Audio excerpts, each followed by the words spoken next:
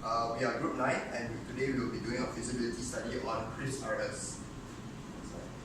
I am Douglas, and I will be your marketing manager. My main roles and objectives for the marketing manager will be to find the target market, predict the market forecast, and find the best ways to market our product. In order for me to find the target market, me and my team conducted market research where we found out that the age demographic of people who buy crisp are mainly the youth, the teenagers, and the young adults in the locations such as the universities, colleges, gas stations, or convenience stores near them. The main need of this market is that the crisps are fast, cheap, convenient, and readily available. The market forecast for crisp is on the rise for the next 5 years. However, in year 2, there will be a slight dip in sales. Next, we have to determine our competitors. When we determine our competitors, we have to understand their products. Then, for understanding their products, we know what we're up against. We also have to do a SWOT analysis on our own company, and also we perform a 4P technique on our own company. The SWOT analysis is as such, where we discuss the strengths, weaknesses, opportunities, and threats. And the 4P technique will not be discussed at the moment, as it is in the report, in depth in the report. The best, according to me, or according to my research, the best ways to determine and market our product will be through advertisements, digital marketing, as we can make use of the whole YouTube platform and new Facebook and YouTube platforms. We can also sponsor events near target markets, such as University Fun Fest or sports events nearby. And also, we can open small tasting booths at supermarkets so that customers get familiar with our products and that they know what they are getting into as they buy our products. Next, I would like to pass my time to the manufacturing manager. My name is Ahmed Al-Baydani, and I will be the manufacturing manager for Chipsrus. Some of the main roles for the manufacturing manager is ensuring that the manufacturing process runs safely, reliably, and efficiently. And we will go through some highlights of my presentation over here. So I'll be talking about the main changes to the production process. I'll be talking about the impact on customer service, quality factors, how will outside contractors be managed and controlled, training of the operatives, how will existing production performance be maintained, and finally the expected output of the new production line. So when it comes to the main changes to the production line, there are a few key differences between the old production line and the new production line, but mostly they're almost the same. There's just a few things that have been removed or replaced with something else. So first of all, starting at the beginning of the production line, potatoes are no longer sorted by size.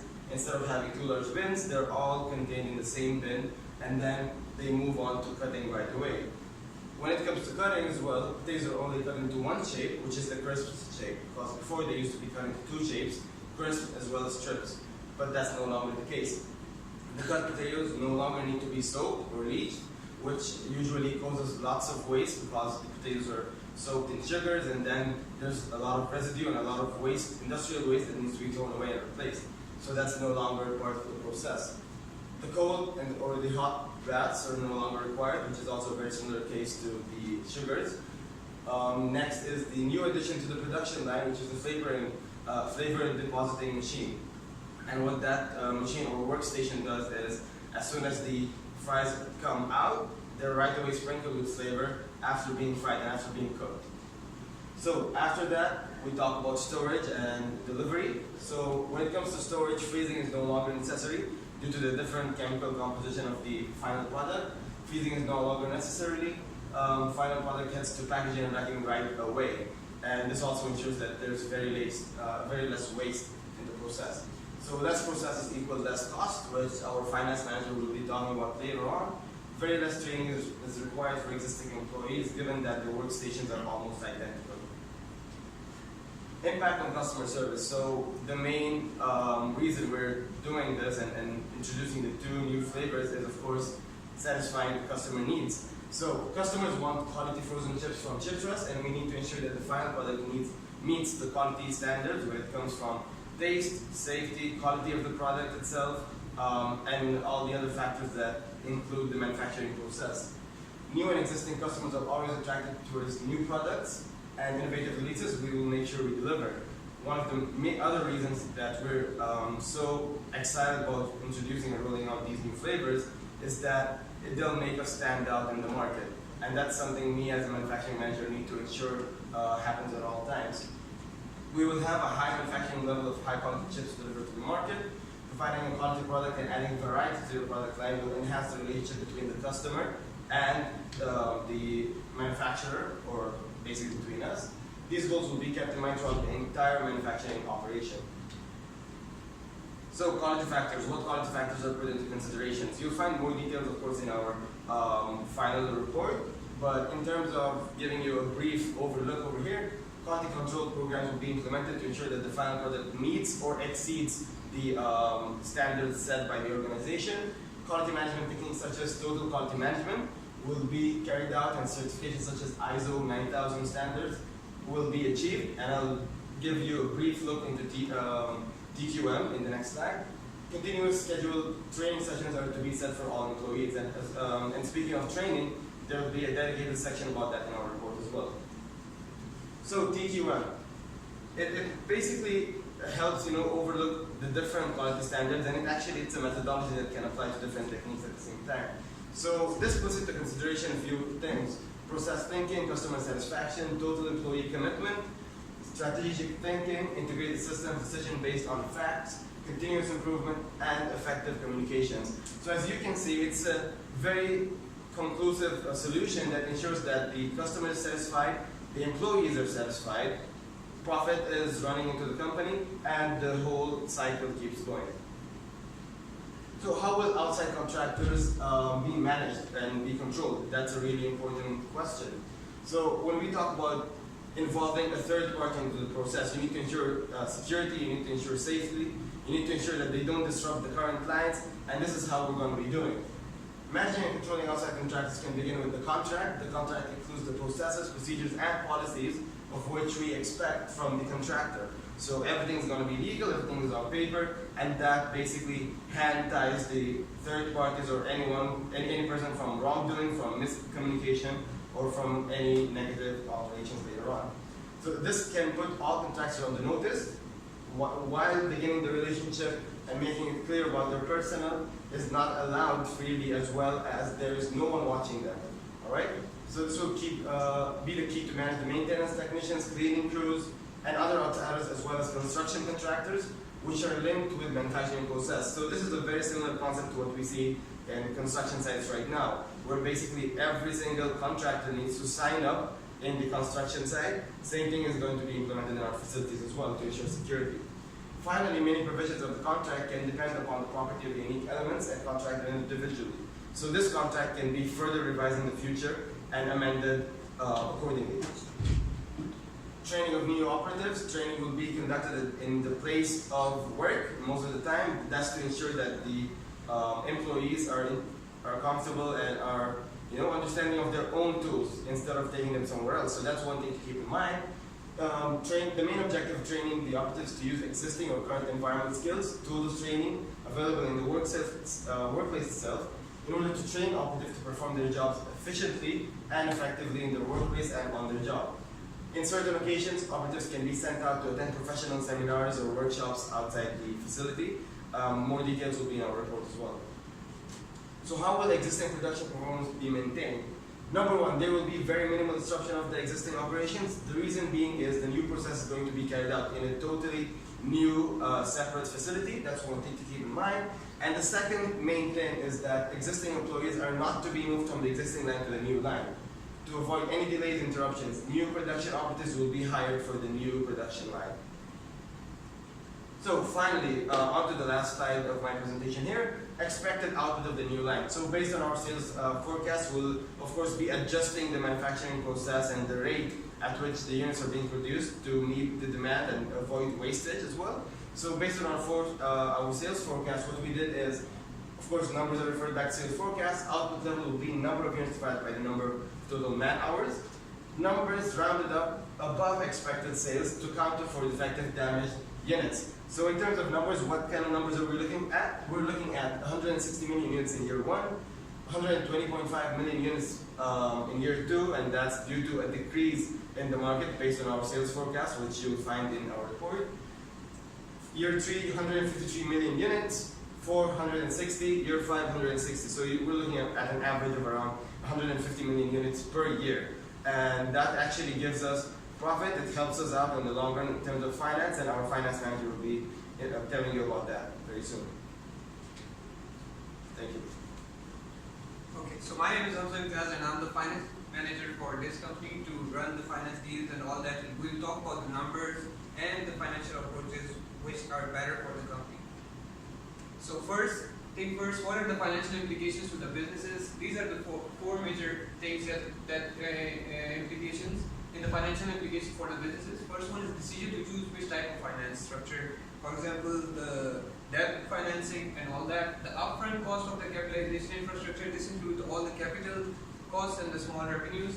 Arrangement of the running finances, if we take the debt finance approach, and why we'll talk about this later. Calculation of the projected profit loss from the next 5 years with the provided data, and also the return on investment. So yeah, this is the average profit and loss yearly. Details again are provided in the report. So here are the numbers for the year 1, as we can see in the bracket, 2.51 million. That is the loss for the first year. And the second year, third year, and 4 year, and 5 year, as you can see, these are all the profits. So the profits keep on increasing. Next thing is the capital expenditure and the discounted expenditure. Capital expenditures basically are the main expenses which are considered while they are operating the chips RS company for the new flavors production. These are the values which are provided in numbers, in millions. And over here, as we can see in the discount expenditure, these are the discounted factor with the 10% for the number of years will be 5. And this is the present value of that number. Which, let's suppose that this is the numbers which will be invested later on, but for now, the value of those numbers is this, right here, 7.765 billion, which later on will be 12.5 million. So yeah, cash flow management is the most important thing, and which mainly contain 3 main things: operating activities, investing activities, and financial activities. So in operating activities, the total upfront cost for the whole project to upgrade is 45 million. And if we choose the debt financing, what we need to do is take the loan for 15 million and the running finance deal for 35 million ringgits. Why is it so? Because for the loan, if the company takes the loan bigger than the 15 million and all that, it will be in debt for a long time. Because you have to return the loan at the specific point, and then there will be interest rate in the factor which will be affecting the price. Running finance deal of 35 million. Why is this important? This is important because in this running finance deal, what company can do is it can take out the small amount which is required and then put into the other investment as well as in their own project. So they won't have to pay for the whole investment with the interest rate. For only the amount they will take out for the specific time, they have to pay the interest on that. Investing activities, this is what again I'm talking about related to running finance deal. These are the opportunities to invest in short term. Let's suppose the company is, right now they don't need a lot of money. They need, out of 35 million, they need 15 million for now. They can put the other amount in any other investment to get the profit. And the financial activities, these are to increase the share capital or to return the loan, basically repaying the loan after you took it. Last thing is the ROI, which is return on investment and conclusion. So this is the expected earning totally from if you take the debt finance method. So the total earning will be 49.9 million in profit statement. Expected investment will be 44 million. Basically 5.9 million will be the profit, whereas 44 million will be the exact amount that is required to upgrade the chip RS company. In the conclusion, if the company takes the debt financing approach, all the amount will be paid off in 7 years from the date of the borrowing, including the profit and the new development, fully function covering all expenses. And as you can see, the ROI is 12%, which is quite healthy for the company to start the new production line and all that. This basically explains that according to the finance, it's a very good step to upgrade it and using the debt finance method if you want to increase introduce the new two flavors as well. So this is the financial report which will sum it up. Now I'll pass on to my colleague. Hi, my name is Chai Hong Rui. Today I will present about the human resource management. So, this is an introduction. I will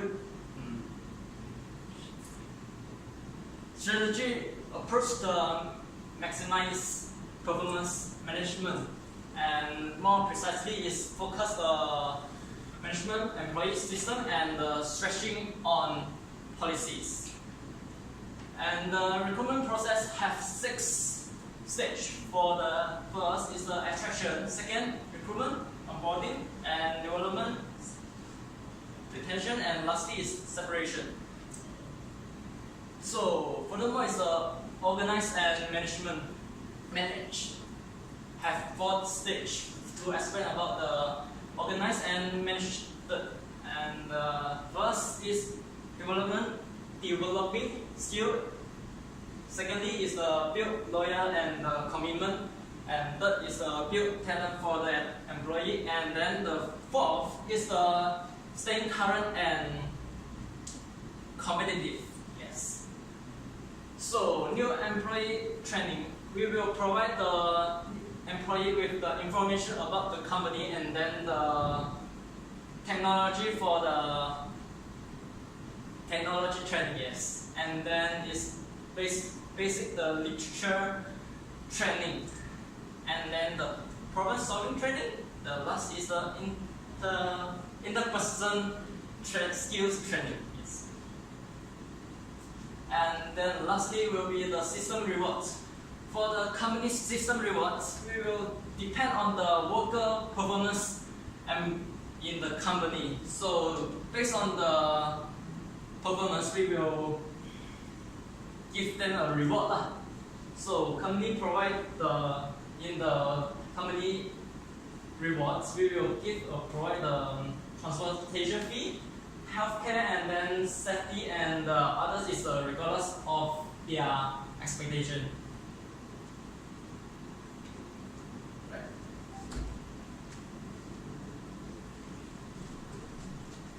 Okay, hi, morning. My name is Dominic Sadego and I'm the maintenance manager for this whole project development. First, what is a maintenance manager? It's job duties that fluctuate depending on the size, function of the facility for which they are worked, and also as a maintenance manager, my fundamental object is to help design, analyze, fix, update, and oversee gear for an incredible duration cycle.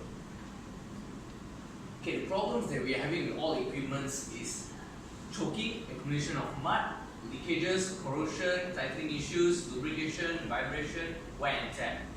So, to solve the problem or to find the problem, we use the root cause analysis. What is root cause analysis? It is the failure of equipment and the maintenance strategy for the equipment being installed in a new facility can be used the root cause analysis. For example, there are 4: preventive maintenance, scheduled maintenance, corrective or breakdown maintenance, and preemptive maintenance. First, what is preventive maintenance? It is the rule is aversion is superior to fix. Second, scheduled maintenance. For example, we have to lubricate the machinery, inspection and overhauling of the machinery. Corrective or breakdown maintenance can also be considered as repairing or replacement. Preemptive maintenance can turn around or we use rebuilding. Maintenance planning. We have 3 maintenance planning, which is the immediate planning, long range planning, and short term planning. And risk assessment. Risk assessment is a scientific evaluation of known or potential adverse health effects resulting from human exposure to food, home hazards. The assessment should be conducted through lab analysis, scientific observation, and report. Hazard identification. There are few of it are chemical hazards, physical hazards, and biological hazards. More can be seen in the report. They are briefly described in the report as well for further clarification. And exposure assessment. In introduction of appraisal, the quantitative examination will be done to discover impacts of presentation for a particular time. Response or dose relationship. We need to locate unfavorable impacts of the risk on the soundness of workforce by assessing to the power of portion and the reaction time of that portion. Okay, the provision and use of work equipment regulations, which is also known as POER, we need to guarantee that the lifting hardware, the like forklift, trucks and transport lines are kept up and greased up occasionally, like for example like 6 months once or 3 months once, so that it doesn't cause problems. We additionally need to guarantee that the new, second-hand or existing gear are appropriate for use and for a reason they are proposed. And third, we need to guarantee that the work gear output results in well-being and well-being hardware. Control of substance hazardous to health assessment is COSH. COSH assessment concentrates on the hazards and risks hazardous substance in your workplace. There's a COSH diagram in the report as well as produced, and there's more description in that.